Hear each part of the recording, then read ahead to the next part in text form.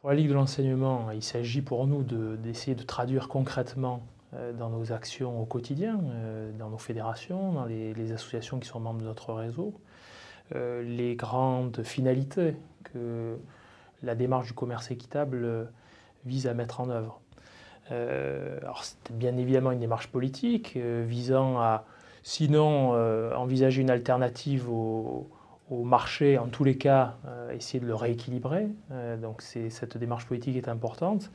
Une démarche éducative, puisqu'on va utiliser dans un certain nombre d'actions cette dimension du commerce équitable pour sensibiliser les publics aux questions que cela peut poser, de manière locale et de manière internationale. Et puis bien sûr une démarche citoyenne, c'est-à-dire pour permettre aux citoyens en devenir, mais aussi aux adultes, aux populations, aux habitants, d'être mieux éclairés sur les enjeux, qui sont souvent très complexes, quelquefois contradictoires, pour pouvoir décider, peser sur leurs engagements locaux ou nationaux. Donc c'est cette dimension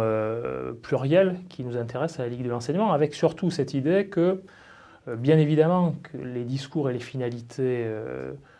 sont importantes, mais qu'il faut essayer de les traduire pas à pas, pierre par pierre, dans des actions quotidiennes au plus près des préoccupations des habitants.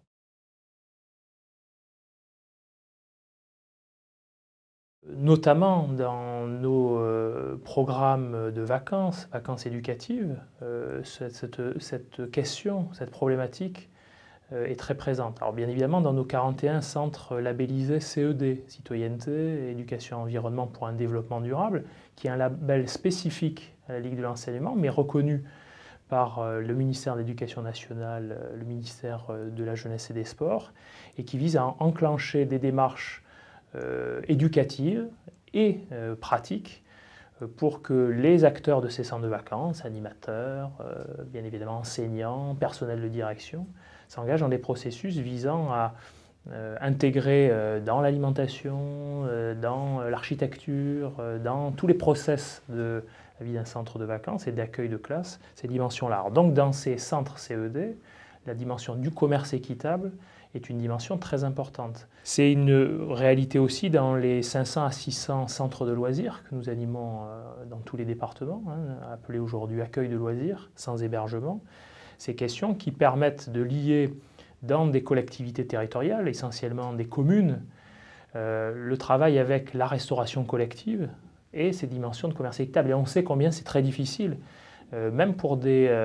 mairies qui souhaitent véritablement avoir une action très concrète sur le sujet, d'essayer de lier la question du prix, la question du quantitatif, la question du commerce équitable. Le troisième axe important, c'est celui du commerce équitable comme élément de la dynamisation associative. Parce qu'aujourd'hui, les formes de militance nouvelles, il y a des effets générationnels sur les militantismes associatifs, nous le savons, et il se trouve que des générations qui sont moins automatiquement intégrées dans des pratiques associatives classiques, celles de leurs parents ou de leurs grands-parents, découvrent l'engagement citoyen au travers de formes plus périphériques. Le commerce équitable en est une, et dans bien des départements, il y a des plateformes qui se créent d'associations qui ne sont pas obligatoirement très anciennes et qui s'articulent pour devenir des interlocuteurs des pouvoirs publics locaux. Et c'est à ce titre que les fédérations de la Ligue de l'enseignement prennent contact, souvent animent ces plateformes où en sont des coopérateurs efficaces pour promouvoir le commerce équitable, mais bien évidemment aussi plus largement l'implication dans le champ de l'économie sociale et solidaire qui constitue un champ très important pour la Ligue.